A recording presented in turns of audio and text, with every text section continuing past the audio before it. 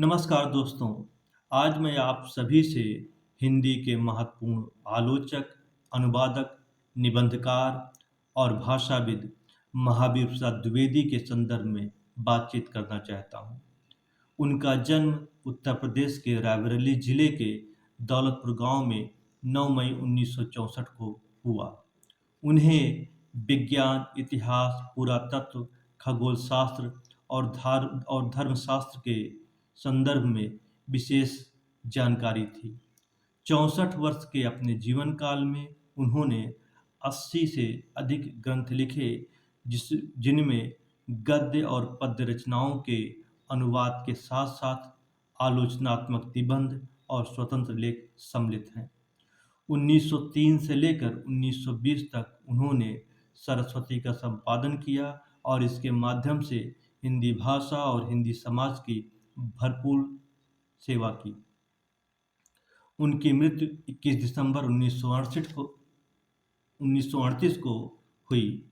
उनकी मौलिक रचनाओं पर यदि हम नज़र डालें तो हिंदी भाषा की उत्पत्ति, संपत्ति शास्त्र, कालिदास की निरंकुशता, वनिता विलाप, रसज्ञ रंजन, कालिदास और उनकी कविता, साहित्य संदर्भ, साहित्य सीकर, वाग विलास, विचार विमर्श आदि महत्वपूर्ण है। इन आलोचनात्मक पुस्तकों के अतिरिक्त उन्होंने साहित्यिक, सांस्कृतिक और सामाजिक मुद्दों को केंद्र में रख करके अनेक लेख लिखे, जो निरंतर सरस्वती पत्रिका में प्रकाशित होते रहे। उनमें साहित्य, कविता, कवि और कविता, कवि कर्तव्य, कविता का भविष्य, उपन्यास रहस्य आदि साहित्यिक विषयों को केंद्र में रख करके उनके लेख हैं।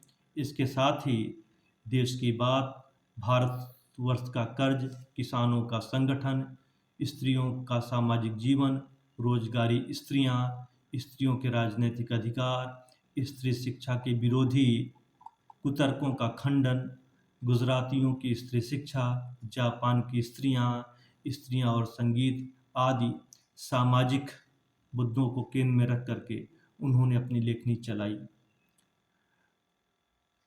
उनकी आलोचनात्मक पुस्तकों में संपत्ति शास्त्र सबसे ज़्यादा महत्वपूर्ण और चर्चित पुस्तक है। ज्ञान राशि के संचित कोश का नाम साहित्य है जैसी विचारधारा रखने वाले आचार्य द्विवेदी जी हिंदी नवजागरणकालीन सामाजिक और वैज्ञानिक नवीन चेतना के पोषक हैं। उन्होंने हिंदी में यथासंभव जनजागरण का प्रयास अपनी रचनाओं के माध्यम से किया। तत्कालीन सामाजिक और आर्थिक व्यवस्था को सुधारने के लिए किसानों, मजदूरों और स्त्रियों की दशा को लेकर महत्वपूर्ण लेख लिखे और सरस्वती पत्रिका में लगातार इन विषयों को प्रकाशित किया। रामविलास शर्मा अपनी पुस्तक महावीर प्रसाद द्विवेदी और हिंदी नवजागरण में उनके द्वारा जन जागरण केंद्रित रचनाओं का विशेष रूप से उल्लेख किया है। उनका एक महत्वपूर्ण लेख है देश की बात, जिसमें वह देश प्रेम के संदर्भ में बात करते हुए उसको परिभाषित करने का प्रयास करते हैं और वह कहते हैं कि जो हमारे देश के नेता हैं वह किस रूप में देश की जनता को बरगलाते हैं। देश की बात निबंध के संदर्भ में वह लिखते हैं कि उदारवादियों की देशभक्ति चिंताजनक है। देशहित और देश प्रेम, स्वदेशी और स्वदेश प्रेम के गीत गाए जाते हैं, पुस्तकें लिखी जाती हैं, पर यह देश है क्या जिसकी हित साधने की बात कही जा रही है। यहाँ के गांव और कस्बे, पहाड़ और नदियाँ, मंदिर और मस्जिद ही तो देश नहीं है। देश का मतलब है देश में रहने वाले आदमी, इस देश में किस तरह के आदमी रहते हैं। 70% किसान हैं, 6% व्यवसायी, 13% वकील, डॉक्टर, मास्टर, डिप्टी कलेक्टर, वेश्याएं, पुलिस पलटन के जवान और अनिश्चित अनिश्चित पेशे वाले लोग हैं। 11% उद्योग धंधा करने वाले लोग हैं। ऐसे में देश प्रेम का सच्चा आशय है देश के किसानों की सेवा। इस निबंध में वह बारीकी से पड़ताल करते हैं जो कि जनवरी 1914 में लिखा गया था। देश की बात निबंध में वह यह कहते हैं कि देश प्रेम के लिए भक्ति होना जरूरी है। इस पर देश प्रेम का आशय क्या है? देशभक्ति का आशय यहाँ के पेड़ पौधे पशु पक्षी से नहीं बल्कि देश में रहने वाले जन समुदाय से प्रेम करना होता है। इसमें अधिकांश संख्या किसानों की है। देश प्रेम के लिए हमें किसानों से प्रेम करना होगा। इसके साथ ही 13% लोगों के अंतर्गत भीख मांगने वाले, वेश्याएं, खानगी नौकर, पुलिस पलटन के जवान आदि भी आते हैं।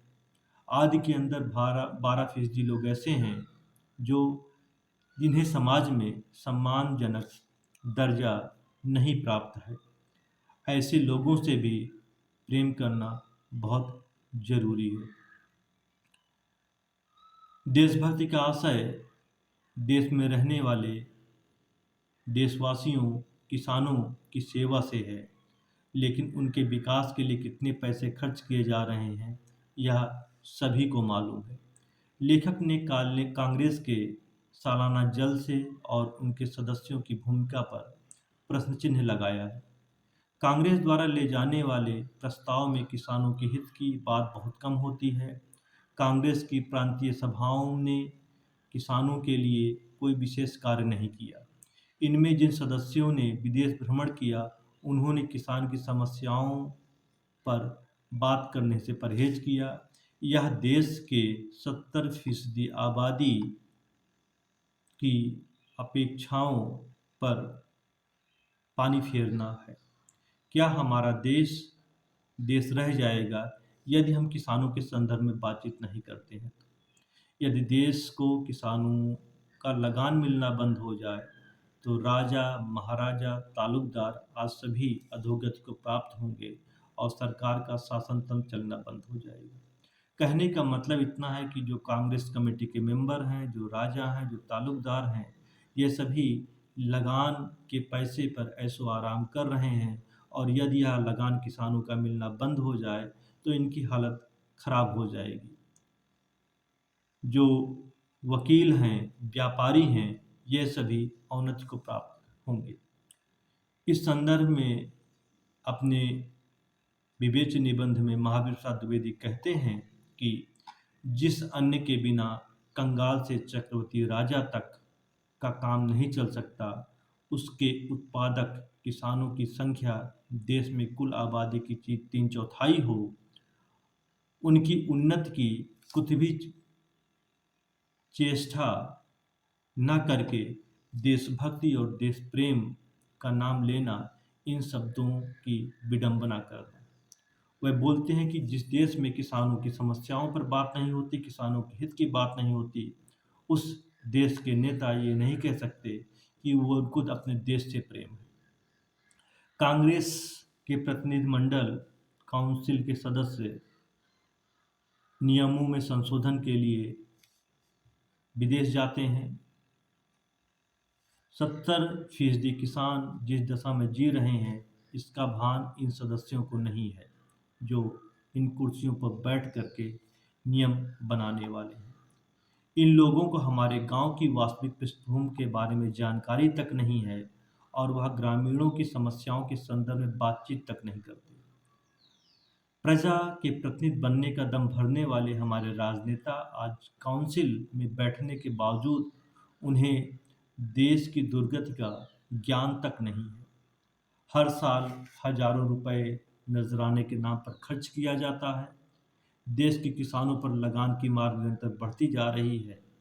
14 से 21 वर्ष के मध्य अक्सर लगान दोगुना हो जा रहा है, और जब सरकार माफ़ करना चाहती है तो हमारे जमींदार और तालुकदार ही इस पर सहमत नहीं होते, क्योंकि उनके लगान से ही उनका पूरा का पूरा ऐशो आराम चल रहा है।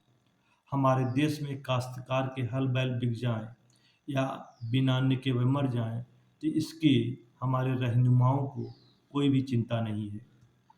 हमारे देश के जमींदारों को यह हक है कि वह सरकार की इच्छा होते हुए भी चाहे तो मालगुजारी माफ़ करवा सकती है या उसे कम करवा सकती है, लेकिन उसमें परिवर्तन करने के लिए इनमें कोई प्रस्ताव काउंसिल के सामने रखने की इच्छा तक नहीं होती।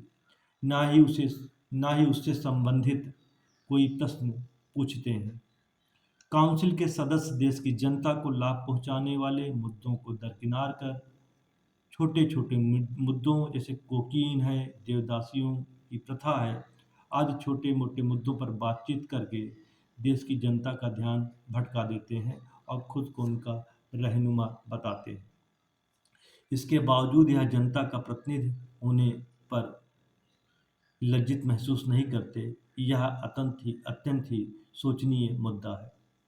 महावीर प्रसाद द्विवेदी अपने इस निबंध में कहते हैं कि चुनाव के समय ही शपथ पूर्वक प्रतिज्ञा पत्र लिखवा लेना चाहिए कि साल में कम से कम 1 महीना अपने हाल के जिले में घूमकर प्रजा की स्थिति के बारे में जानकारी लेना जो वहाँ की जनप्रतिनिधि हैं उनके लिए आवश्यक हो, और उनकी समस्याओं को दूर करने का प्रयास उनके द्वारा होना चाहिए।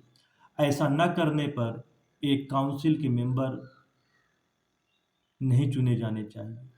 तभी इनको अपने कर्तव्य का आभास होगा।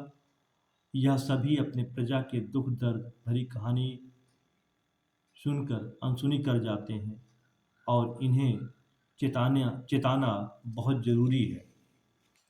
द्विवेदी जी इसी निबंध में देश की भाषाई समस्या को भी उठाते हैं, और वह कहते हैं कि अंग्रेजी का आधिपत्य हमारे देश में है, जबकि भारत जैसे देश में मात्र 6% लोग पढ़े लिखे हैं और उनमें से 1% लोग अंग्रेजी जानते हैं। कुछ प्रांतों में यह संख्या 1% से भी कम है। कहने का मतलब है कि 100 में से 1% से भी कम लोग जानने वाले अंग्रेजी हैं, और ऐसे में अंग्रेजी हमारे देश में निरंतर बढ़ती जा रही है। हमारे देश के जो जनप्रतिनिधि हैं यह अंग्रेजी में पत्र व्यवहार करते हैं, भले ही 99% लोग उसको ना समझ पाएँ, लेकिन वह 1% लोगों का खास ख्याल रखते हैं। अंग्रेजी भाषा का प्रलोभन करने वालों के प्रतिकूल द्विवेदी जी ने अपनी सरस्वती पत्रिका में नाना प्रकार के लेख लिखे। हमारे जनप्रतिनिधि 1% अंग्रेजी बोलने वालों की भाषा लिखकर ही अपने कर्तव्य की इत्सरी कर लेते हैं। ऐसे लोग प्रजा के प्रतिनिधि नहीं माने जा सकते। यह मुट्ठी भर अंग्रेजी जानने वाले सभा और कॉन्फ्रेंसों में जो कुछ कहते हैं सब अपनी तरफ से कहते हैं। इनका जनसाधारण से कोई संबंध नहीं होता। यही कारण है कि उनकी बात का असर भी सरकार पर कम पड़ता है। यदि यह लोग प्रजा के सच्चे प्रतिनिधि हैं और इन्हें प्रजा की बोली बोलना चाहिए, प्रजा जिस भाषा में समझे उसी भाषा में अपने व्याख्यान देना या सुनना चाहिए। देहात में घूम घूम कर प्रजा का सच्चा हाल जानना चाहिए। उन्हें उन्हीं की भाषा में सदुपदेश और शिक्षा देनी चाहिए। यदि हमारी सभाओं और कॉन्फ्रेंस की कार्यवाही हमारी निज की भाषा में होने लगे तो उनमें शामिल होने वालों की संख्या बढ़ जाएगी, और ऐसे में वक्ताओं और वक्तृताओं की प्रतिध्वनि दूर दूर तक सुनाई देगी। बहुसंख्यक लोगों का ज्ञान दूर हो जाए और कार्यकर्ताओं की शक्ति भी अधिक हो जाए। फल यह हो कि गवर्नमेंट पर ऐसी सभाओं का असर अवश्य पड़े।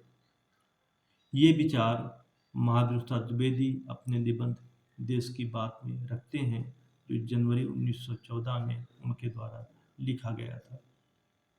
यदि निष्कर्ष रूप में इस निबंध पर जाएं तो देश की बात निबंध में वह देश की सच्ची परिभाषा, देश की वास्तविक स्थिति, किसानों की दशा और इसके साथ साथ देश में भाषाई समस्या जो खड़ी होने जा रही है, ऊपर गंभीरता से विचार